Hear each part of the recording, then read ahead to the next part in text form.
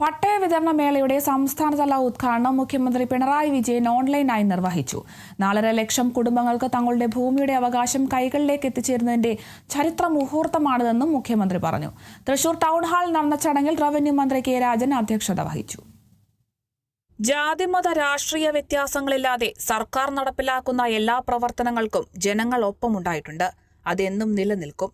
വിവിധ വികസന നേട്ടങ്ങൾ കൈവരിച്ച് കേരള സംസ്ഥാനത്തെ വേറിട്ട് നിർത്താൻ 2016 മുതൽ സർക്കാരിന് സാധിച്ചുവെന്നും മുഖ്യമന്ത്രി പറഞ്ഞു. കേരളത്തിലെ വലിയ വിഭാഗം കുടുംബങ്ങൾക്കാണ് സഹായം ലഭിക്കുക.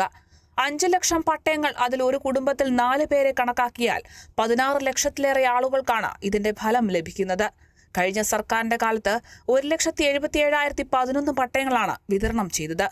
ഈ ചടങ്ങിൽ കൈമാറുന്നതുൾപ്പെടെ 4,56,689 പട്ടയങ്ങളാണ് അവകാശികളിലേക്ക് എത്തുന്നത്. ഇത് തുടർഭരണത്തിന്റെ പ്രത്യേകതയാണെന്നും മുഖ്യമന്ത്രി പറഞ്ഞു. പട്ടയ മിഷൻ രൂപീകരിച്ചാണ് എല്ലാവരെയും ഭൂമികളുടെ അവകാശമാക്കുകയെന്ന ലക്ഷ്യത്തിലേക്ക് സഞ്ചരിക്കുന്നതെന്നും മുഖ്യമന്ത്രി കൂട്ടിച്ചേർത്തു. പാവപ്പെട്ടവരുടെ ജീവിതത്തിന് അടിത്തറയുണ്ടാകുക, നല്ല സുരക്ഷിതത്വ ബോധം ഉണ്ടാവുക, എല്ലാം തുടർഭരണത്തിന്റെ പ്രത്യേകതയാണ്. കാരണം പട്ടയ വിതരണം എന്നത് ഒരു തുടർ പ്രക്രിയയാണ്.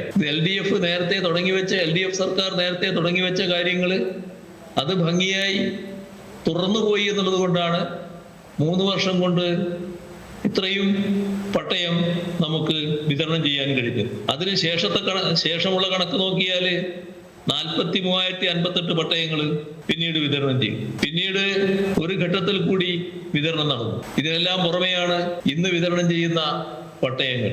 4,56,000 പട്ടയങ്ങൾ ഇന്നത്തോടുകൂടി പൂർത്തിയാവുകയാണ്. LDF സർക്കാർ തുറന്നു ഭരിക്കണമെന്ന് നമ്മുടെ ജനങ്ങൾ തീരുമാനിച്ചതിന്റെ ഭാഗമായാണ് ഇത്രയും കാര്യങ്ങളെല്ലാം നമ്മുടെ നാടിന് ലഭിച്ചത് എന്നത് സന്തോഷം നൽകുന്ന കാര്യമാണ്.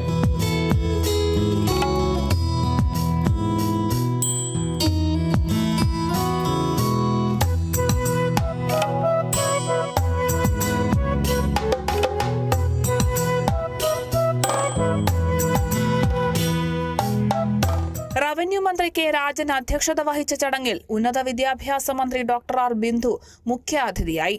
നിസ്വാർത്ഥമായ സേവനം കാഴ്ചവെച്ച റവന്യൂ ഉദ്യോഗസ്ഥരെ ചടങ്ങിൽ മന്ത്രി കെ രാജൻ ആദരിച്ചു. Kerala vision news, Thrissur.